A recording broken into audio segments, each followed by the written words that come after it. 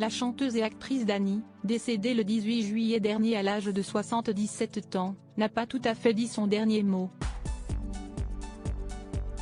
Mardi 25 avril, le psychiatre Laurent Carilla, que l'on voit fréquemment dans l'émission Ça commence aujourd'hui, diffusée sur France 2, a dévoilé un nouvel épisode de son podcast Addiction, consacré à l'artiste et à son ancienne dépendance à la drogue dure.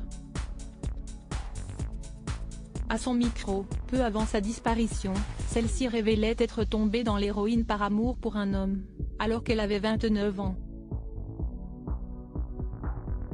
Je ne m'étais pas aperçu du tout qu'il vivait avec ça et puis un jour, on est en voyage, je l'attendais et je lui disais « Mais qu'est-ce que tu fais, Pierre ?»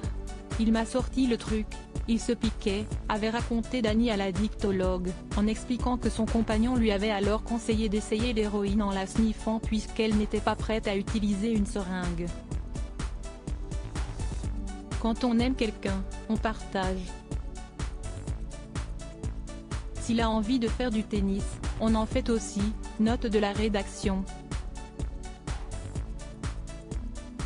Enfin, il me semble.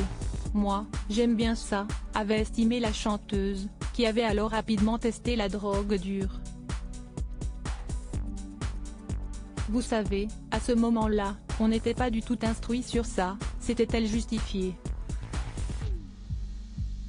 Supérieur à obsèques de Dani, les personnalités présentes pour lui rendre un dernier hommage, une consommation pouvant aller jusqu'à 4 grammes par jour. Questionné sur sa première expérience de l'héroïne, Dani avait affirmé « Je vais vous dire un truc. C'est pas mal. C'est une espèce de sensation qui doit boucher des trous dans les neurones.